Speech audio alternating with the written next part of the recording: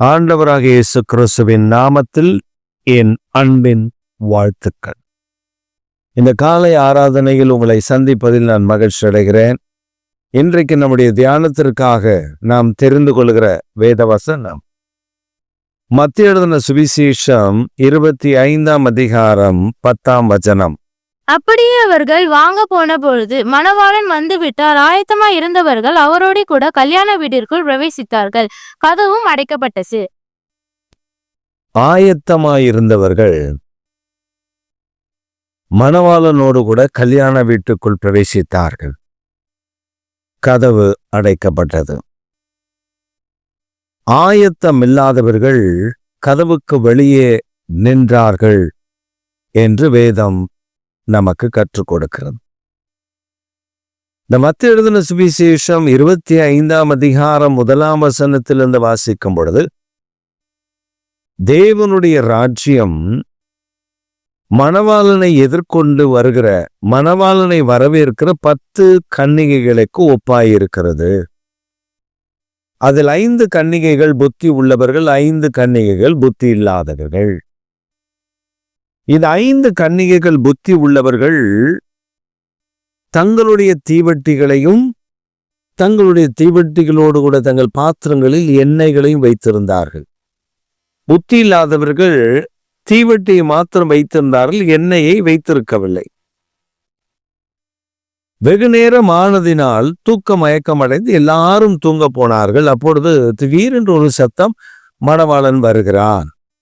உடனே அவர்கள் எல்லாரும் எழும்பி ஓடி போய் மணவாளன் வருகிறார் என்று சொன்ன உடனே தங்களை ஆயத்தப்படுத்துகிறார்கள். தீபங்களை, பந்தங்களை ஆயத்தப்படுத்துகிறார்கள். அப்பொழுது எண்ணெயை ஊற்றி அதை எரிய விட்டு, அதை கொழுந்து விட்டு எரிய விடும்படி அதை செய்து கொண்டிருக்கிறார்கள். எண்ணெய் இல்லாதவர்களோ எண்ணெய் உள்ளவர்களிடத்தில் வந்து தங்களுக்கும் நீங்கள் எண்ணெய் கொடுக்க வேண்டும் என்று கேட்கிறார்கள், கடன் கேட்கிறார்கள். அப்பொழுது எண்ணெய் உள்ளவர்கள் சொல்லுறாரு, பாருங்க, உங்களுக்கும் எங்களுக்கும் போதாதபடி, இப்ப நாங்க உங்களுக்கு கொடுத்தா எங்களுக்கும் பத்தாம உங்களுக்கும் பத்தாம 2 தீபங்களும் அணைந்து விடாதபடி நீங்க வேகமா ஓடி போய் காசுக்காரர் இடத்துல, நீங்க பக்கத்துல தான் இருக்கு, வாங்கிட்டு வந்துருங்க, வாங்காமலையா வந்தீங்க அப்படின்னு சொல்லி அவர்களை அனுப்பி விட்ட பொழுது அவர்கள் காசுக்காரர் இடத்துல போய்விட்டார்கள் வாங்குவதற்கு. அப்பொழுது அவர்கள் வாங்கும்படி புறப்பட்டார்கள். மணவாளன் வந்து விட்டார்.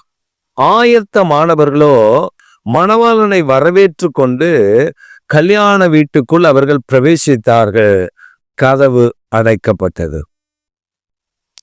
இங்கே கதவு அடைக்கப்பட்டது. அவர்கள் பிரவேசித்த பின்பு கதவு அடைக்கப்பட்டது. பின்னாலே வந்தவர்கள், ஆண்டவனே, நாங்களும் உம்முடையவர்கள் தான் என்று சொன்ன பொழுது அவர் சொன்ன, உங்களை யார் என்று தெரியாது என்று அவர் போய்விட்டார். அப்படியானால் நம்முடைய தேவனாகிய கர்த்தர் நமக்கு முன்பாக ஒரு வாசலை திறந்து வைக்கிறார். அந்த வாசலுக்குள் பிரவேசித்த பின்பு அந்த வாசலை அடைத்து விடுகிறார். ஏன் தெரியுமா?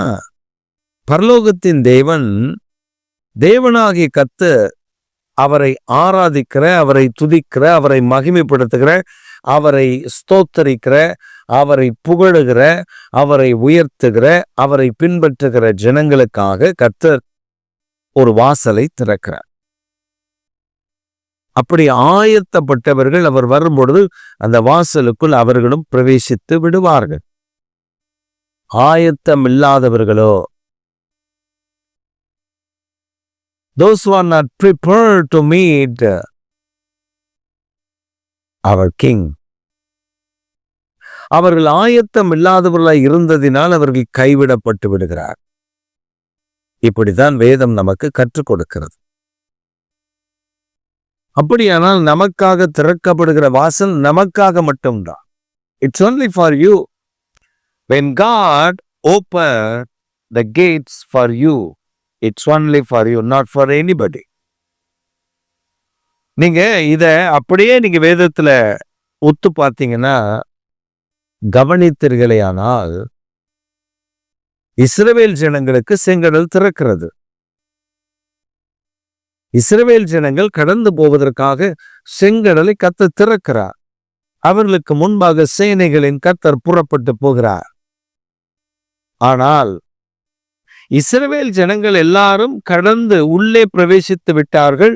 இந்த வழியாகவே நாங்களும் பிரவேசிப்போம் என்று சொல்லி இஸ்ரவேல் ஜனங்களை கொஞ்சம் தூரத்தில் பின்தொடர்ந்து வருகிற அந்த பார்வோனுடைய சேனை, it was getting closer to Israel people, Hebrews.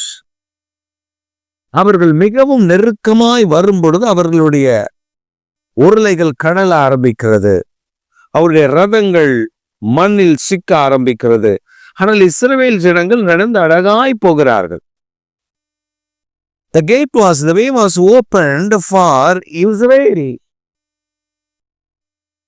Are Hebrews, not for Egypt, Pharaoh and his people and his soldiers.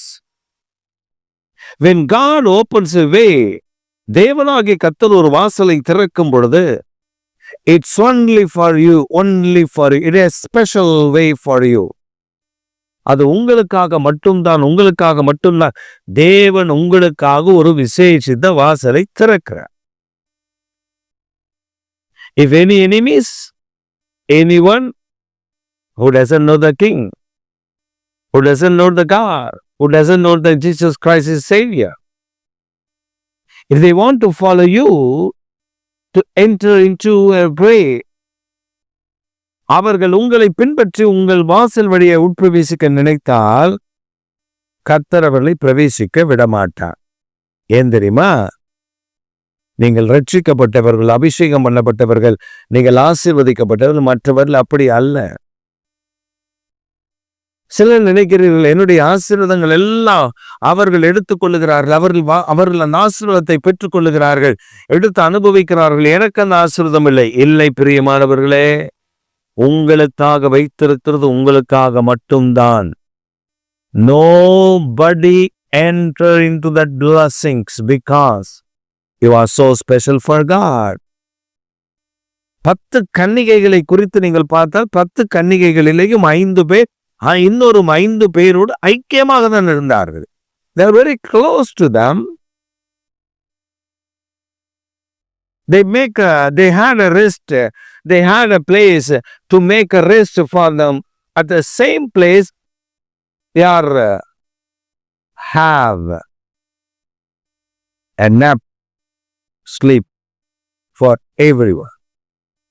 ஒரே இடத்தில் தான் அவர்கள் படுத்திருந்தார்கள், ஒரே இடத்தில் தான் அவர்கள் அந்த குட்டி தூக்கத்தையும் போட்டார்கள். ஆனால் மணவாளன் வந்து விட்டார். மணவாளன் வந்த பொழுது ஆயத்தமானவர்கள், இப்ப நீங்க பாருங்களேன், ஆயத்தமானவர்கள் ப்ரிப்பேர்டா இருந்தவங்க மணவாளனோட போயிட்டாங்க. அந்த வாசல் அவங்களுக்கு தான். அவங்க உள்ள போன உடனே மணவாளனுக்கு தெரியல, நான் 10 பேர் இல்லை வர சொன்னேன், 5 பேர் தானே வந்திருக்கீங்க, சரி இன்னொரு 5 பேர் எங்க, அவங்க அதை என்ன வாங்க போயிட்டு இருக்காங்க, வெயிட் பண்ணலாமா? மணவாளன் சொல்ல வாங்க நம்மளாம் உள்ள போ, இந்த வெளிச்சம் போதும், வாங்க போ, அரண்மனைக்குள்ள போவோம், வர்றவங்க வரட்டும் அப்படின்னு சொல்லிட்டு மணவாளம் உள்ள போன உடனே கதவு அடைக்கப்பட்டுச்சு. இவங்க வந்து கதவு தட்டுறாங்க, ஆண்டவனே. அப்ப அவர் சொல்றாரு, I don't know whom you are. நான் உங்களை யாருன்னே எனக்கு தெரியாதுப்பா, உங்களை யாருன்னே தெரியாது, போங்க அப்படின்னு சொல்லிட்டு அவர் உதறி தள்ளிவிட்டு போகிறதாக வேதம் நமக்கு கற்றுக் கொடுக்கிறது.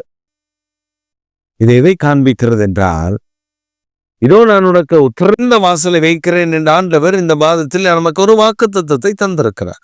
ஒருவனும் அதை Bhutan. When God opens, no man can shut the door. But when God shut the door, no power can open the door. நம்முடைய தேவனாகிய கர்த்தர் அதை மூடினால், வாசலை மூடினால், ஒரு வல்லமையும் திறக்க முடியாது. சில நேரத்துல நம்ம கூடவே இருப்பாங்க, அபிஷேகத்துல நம்ம கூடவே, அபிஷேகத்துல நிரம்பி நல்லா ஜெபம் பண்ணுவாங்க, நம்மோடு கூட இருப்பாங்க, நல்லா தான் இருப்பாங்க. ஒரு சமயம் நாங்க இந்த வால்பாறை பக்கத்துல ஒரு எஸ்டேட்டுக்கு போயிருக்கோம். ஜெபிப்பதற்காக ஒரு குடும்பம் ஒரு டீ எஸ்டேட்டுடைய அந்த மேனேஜர் வீட்டில் ஜெபிக்க அழைத்திருந்தார்கள். அதெல்லாம் நாங்கள் ஜெபிக்க போயிருந்தோம். அப்போ நாங்கள் அந்த வீடு வந்து ரொம்ப ஒரு ஒரு டிஃப்ரெண்டான லேண்ட்ஸ்கேப்பில் இருந்துச்சு. நாங்கள் ரொம்ப வாகனத்தை எல்லாம் கீழே விட்டுட்டு கொஞ்சம் தூரம் நாங்கள் படிக்கட்டில் தான் மேலே ஏறி போகணும் அந்த வீட்டுக்கு. எவராக இருந்தாலும் அப்படி தான் போகணும்.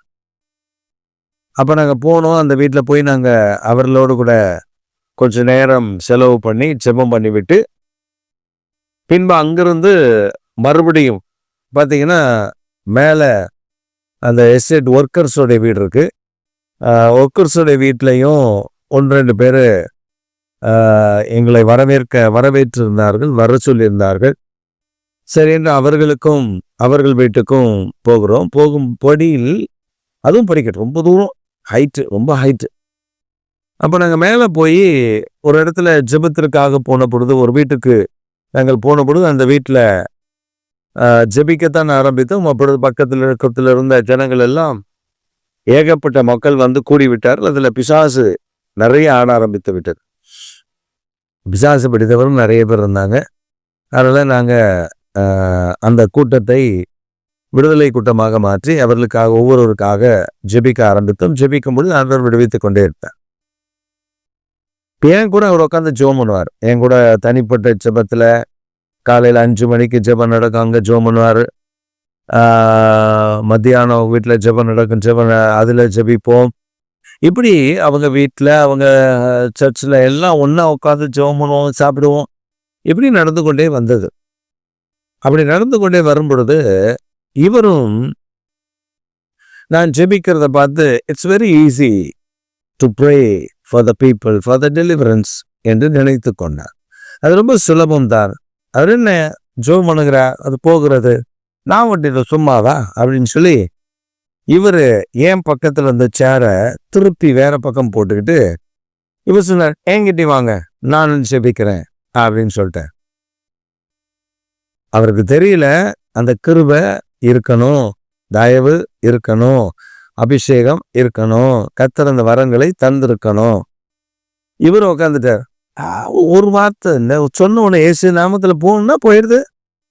நானும் அது என்ன சும்மாவா அப்படின்னு சொல்லி உட்காந்து வாங்க வாங்க வாங்க இங்கேயும் வாங்க அப்படின்னு சொல்லிட்டு அப்போ அங்கே அந்த ஹெல்ப் பண்ணுறதுக்கு இருந்ததான விசுவாசிகள் இவர்கிட்டையும் ஒருத்தவங்களை கொண்டு வந்து விட்ட உடனே அது ஒரு தலையில் கையை வச்சு இயேசுவின் நாமத்தில் போ அப்படின்னு சொன்ன உடனே அது அவரை திரும்பி பார்க்குது.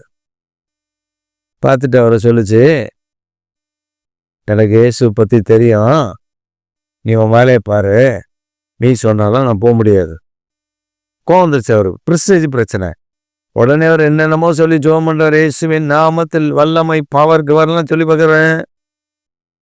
அது அப்புறம் சொல்லிச்சு, தபா சும்மா பேசிட்டே இருந்தேன்னு வச்சுக்கோ, உனக்கு அவ்வளோதான். திடீரென்று இந்த பக்கம் ஜெபம் பண்ணிட்டு இருந்தவன் டக்குன்னு திரும்பி பார்த்தா அவர் தலையில கை வச்சிருக்க, அது கை ஓங்கிட்டு நிக்குது.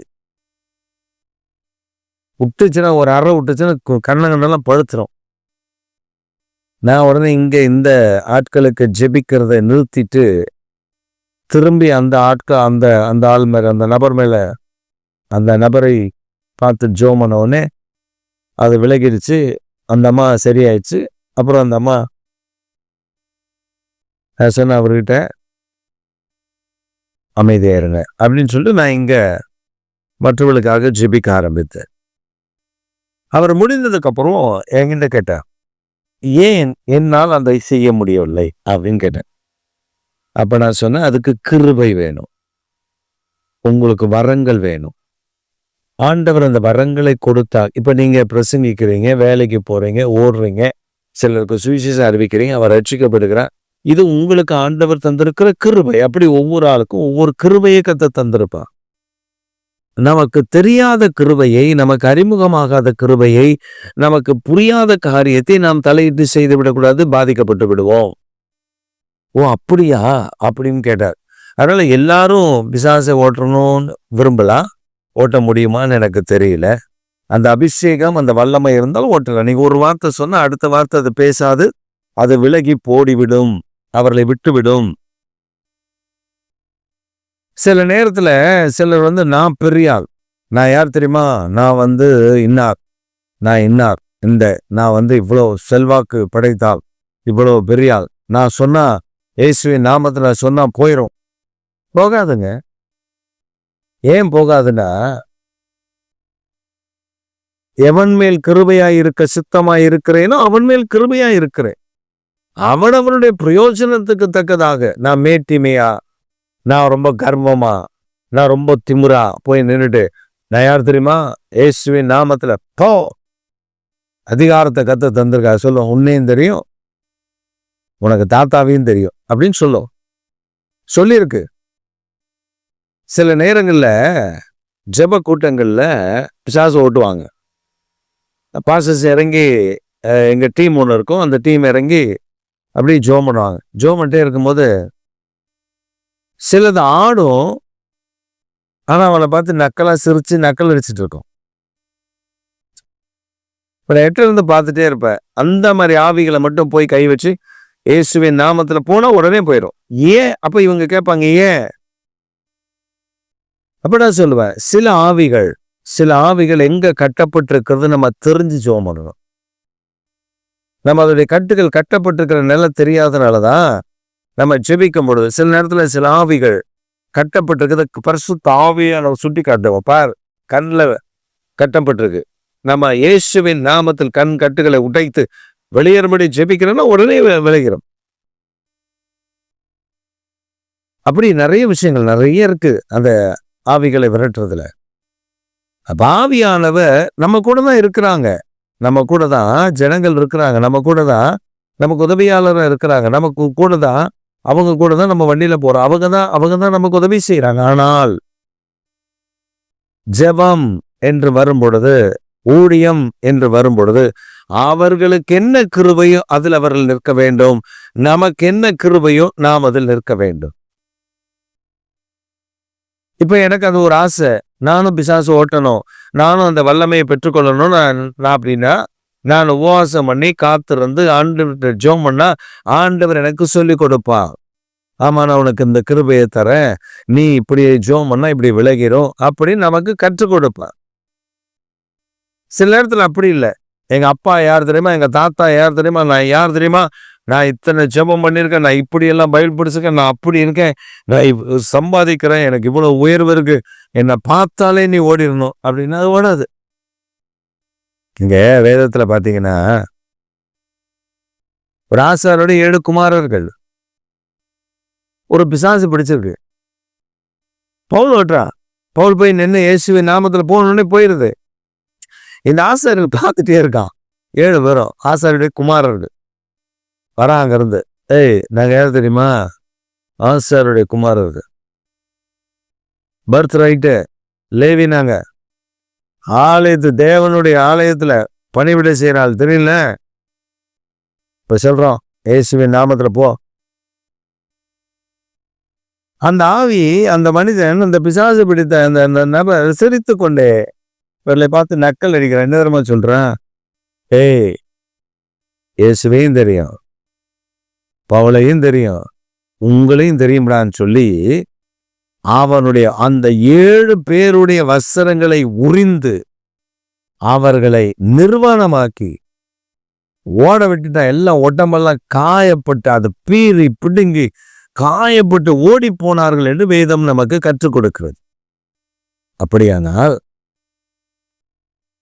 இந்த ஜெபங்களுக்கு ஆயத்தம் இருக்கணும், தேவனுடைய ஆயத்தம் வேணும்.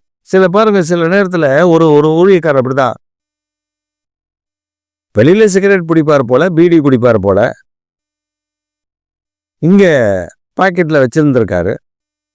பிசாசு இயேசுவின் நாமத்துல போகணும்னு சொல்லிச்சு, நிறுத்து, முதல்ல பாக்கெட்ல இருக்கிற பீடி தான் இல்ல சொல்லிருக்கான், வாயம் மூடு பொல்லாத ஆவியே அப்படின்னு.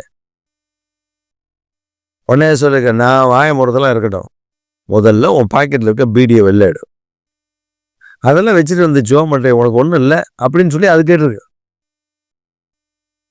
உடனே விசுவாசிகள்லாம் பக்கத்துல இருந்திருக்காங்க, என்ன பாஸ்டர், அப்படிலாம் ஒன்றும் இல்லை, அப்படிலாம் ஒன்றும் இல்லை இருக்கு. அந்த ஆவி சொல்லியிருக்கு, அப்படிதான் அவன் குடிப்பான், அவன் சிகரெட் பிடிப்பான். இப்போ அவன் பீடி வச்சிருக்கான். பாக்கெட்ல நீங்க கை விடுங்க, பீடி இல்லைன்னா நான் சொல்றது பொய் அப்படின்னுச்சான். அந்த மனுஷன் திரும்பி பார்க்காம அந்த இடத்த விட்டு விலகி போனான்னு சொல்லி அந்த சம்பவத்தை சொல்றாங்க. அந்த கூட இருந்த நபர்கள், இப்படி இவர் வந்தாரு, இப்படி எல்லாம் பண்ணாரு, அவர் பாக்கெட்ல இப்படி இருந்துச்சு. பரிசுத்தம், தகுதி, ஆயத்தம் இல்லைன்னா அவமானம்தான். இந்த 10 கன்னிகைகளை கர்த்தர் விட்டுட்டு போனார், அதே நிலைமை தான், அதே தான். அவர் நம்மோடு நிற்க மாட்டார், அவர் நம்மோடு கூட நின்று காரியத்தை நடப்பிக்க மாட்டார். காரணம் என்ன தெரியுமா? ஆயத்தம் இல்லாதன். ஆண்டவர் சொல்றார், இவ்வகை பிசாசுகள் உபவாசத்தினாலும் ஜெபத்தினாலும் அன்றி வேறு ஒன்றினாலும் போகாதுன்னு சொல்லி இருக்கிறார். ஆனா நாம் என்ன சொல்றோம்? எனக்கு ஆண்டவரை வரங்களை தந்திருக்கிற, வல்லமை தந்திருக்கிற, நான் ஜெபித்தால் போகும். முடியாது. என்னைக்கோ ஒரு நாள் நம்ம சாப்பிட்டுருப்போம், அந்த நேரத்துல ஜெபிக்கிறதுக்கு ஆட்கள் வந்திருப்பாங்க, வேற வழியே இருக்காது, ஆப்ஷன் இருக்காது. அன்றைக்கு நாம ஜெபித்து தான் ஆக வேண்டும் என்றால் ஜெபித்தால் ஆண்டவர் விடுதலை தருவார், அது வேறு. ஆனால் எல்லா காலகட்டங்களிலேயும் அப்படி அல்ல. சில ஆவிகள், அலக்கடிக்கிற ஆவிகள், அந்த ஆவிகளுக்கு உபவாசம் பண்ணி ஜெபம் பண்ணும்பொழுது கர்த்தர் விடுவிக்கிறார். ஒரு சமயம் நாங்க வீட்டுல ஜெபித்து கொண்டிருக்கிறோம். ஆவியானவர் திருவுளம் பற்றுகிறார், எழும்பி சபைக்கு போங்கன்னு. நாங்க உடனே வேகமா கிளம்பி சபைக்கு போன பொழுது அங்கே நாங்கள் போய் கதவை திறந்து ஆண்டவர் சபையில ஜெபிக்க சொல்லுகிறார் என்று நாங்கள் அங்கே போய் ஜெபிக்க போன பொழுது ஒரு மனிதனை, ஒரு சின்ன ஒரு 10-12 வயது ஒரு மகனை, ஒரு பையனை கொண்டு வராங்க உள்ள. பயங்கர ஜுரம், என்ன மாத்திரை கொடுத்தாலும் ஜுரம் அடங்கல. அந்த அம்மா சொல்லுது, ஐயா மாத்திரை எல்லாம் 3 நாளா கொடுக்குறோம், இன்றைக்கு 4ஆவது நாள் ஜுரம் விடல, பயங்கரமா இருக்கு, கொஞ்சம் ஜெபம் பண்ணுங்க, நான் டாக்டர்கிட்ட மறுபடியும் கூப்பிட்டு போறேன், போற வழியில சர்ச்சுக்கு வந்து பார்த்தா நீங்க இருந்தீங்கன்னா ஜெபம் பண்ணிட்டு போலான்னு வந்தேன் அப்படின்னு சொல்லி அந்த பாஸ்டர்கிட்ட சொன்னேன். அவரு அந்த பையனை கூப்பிட்டு எங்க தலையில தான் கை வச்சோம். அப்படி தலையில கை வச்சதுதான் அதுக்குள்ள இருந்து ஒரு ஆவி எழும்பி பயங்கர அலக்கடிப்பு. கட்டிந்து ஜெபம் பண்ண உடனே கொஞ்ச நேரம் ஆச்சு, ஒரு 1/2 மணி நேரத்துக்கு மேல ஆச்சு. அத ஒரு பெரிய போராட்டம் அலக்கழித்த பின்பு அதனால் வெளியேறுச்சு. ஆனா உபவாசத்துல இருக்கும். அப்ப நாங்க வீட்டுல ஜெபம் பண்ண, உபவாசம் பண்ணி தான் ஜெபம் பண்ணிட்டு இருக்கோம்.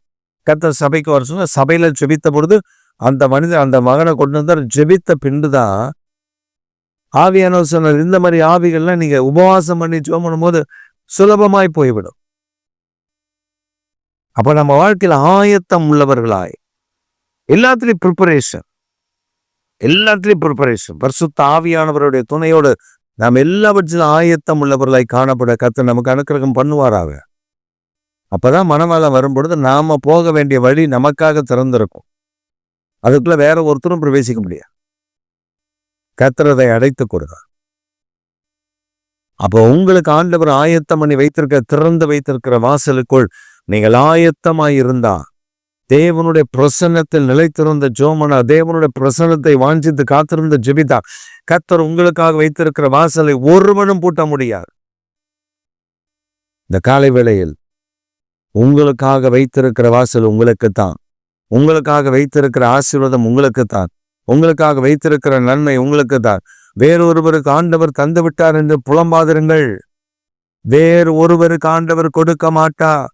ஒருவேளை நீங்க சொல்லலாம், நான் நஷ்டப்பட்டிருக்கிறேன், இத்தனை லட்சம் எனக்கு நஷ்டமாகிவிட்டது, இத்தனை பணங்கள் எனக்கு நஷ்டமாகிவிட்டது, என் பிசினஸில் நான் நஷ்டம் அடைந்திருக்கிறேன், ஆண்டவரை தேடினேனே, ஏன் எனக்கு இந்த நஷ்டம் என்று நீங்கள் கேட்கலாம். ஆனால் பரிசுத்த ஆவியானவர் அவரை கேட்டு அவரிடத்தில் ஜெபம் பண்ணி அவரிடத்தில் ஆயத்தப்பட்டு நீங்கள் அந்த காரியத்தை செய்தால் உங்களுக்கு நஷ்டம் வராது. நீங்கள் மனிதர்களையும் மனிதனுடைய ஆலோசனையும் மனிதனுடைய காரியத்தையும் கேட்டு இதுல இன்வெஸ்ட் பண்ணா அதுல அப்படி கொடுத்தா இதுல இப்படி கொடுத்தா இவ்வளவு வரும் என்று நீங்கள் உங்களை பேராசைப்படுத்தி அவர்கள் இழுத்த இழுப்புக்கெல்லாம் நீங்கள் போனதினால்தான் இந்த நஷ்டம் உங்களுக்கு ஏற்பட்டிருக்கிறது. ஆனால் இன்றைக்கு ஆவியானவர் உங்களை பார்த்து சொல்லுகிறார், நீ நஷ்டப்பட்டிருக்கிறாய், இப்பொழுது மனம் திரும்பு, இப்பொழுது தேவனிடத்தில் விசாரி, இப்பொழுது நஷ்டத்திலிருந்து நான் வெளியே வருவது எப்படி என்று கேள். ஆண்டவர் உனக்கு வைத்திருக்கிற பாதையில் நீ வெளியே வந்து விடுவாய். அந்நியர்களை அல்ல, உன்னை கர்த்தர் தூக்கி எடுப்பேன் என்று வாக்கு பண்ணுகிறார். இந்த காலை வேளையில் உனக்காக திறந்திருக்கிற வாசல். நீ ஆயத்தமான மனவாட்டியாய் இருப்பாயானா உன்னுடைய வாசலுக்குள் நீ மணவாளனோடு பிரவேசிக்கும் பொழுதே உனக்கு பின்பாக வருகிறவர்களுக்கு அந்த வாசல் இல்லை, அது அடைக்கப்பட்டுவிடும். உன்னை கர்த்தர் அவ்வளவு மேன்மையா ஸ்பெஷலாய் வைத்திருக்கிறார். இன்றைக்கு உங்களை கண்ணாடிக்கு முன்னாடி நிறுத்தி சொல்லுங்கள், நீ விசேஷமானவள். உனக்கு வைத்திருக்கிற ஆசீர்வாதம், உனக்கு வைத்திருக்கிற நன்மை உனக்குத்தான், வேறு ஒருவருக்கில்லை. ஆமென். ஜெபிப்போம். எங்கள் சர்வ வல்லமுள்ள தேவனே, எங்கள் நித்திய பிதாவே, இன்றைக்கு இந்த செய்தியை கேட்டுக்கொண்ட ஒவ்வொரு பிள்ளைகளையும் நீர் ஆசீர்வதியும். அவருடைய கட்டுகளை உடைத்து அவர்களை விடுவித்து சமாதானத்தின் தேவன் அவர்களை மேன்மைப்படுத்தும்படி நாங்கள் ஜெபிக்கிறோம். கிருபை சூழ்ந்து கொள்ளப்படும் இயேசு கிறிஸ்துவின் நாமத்தில் ஜெபிக்கிறோம் ஜீவனுள்ள நல்ல பிதாவே. ஆமென். என் ஆத்துமாவே கர்த்தரை ஸ்தோத்திரி, என் முழு உலமே பரிசுத்த நாமத்தை ஸ்தோத்திரி. என் ஆத்துமாவே கர்த்தரை ஸ்தோத்திரி, கர்த்தர் செய்த சகல உபகாரங்களையும் மறவாதே. ஆமென். ஆமென்.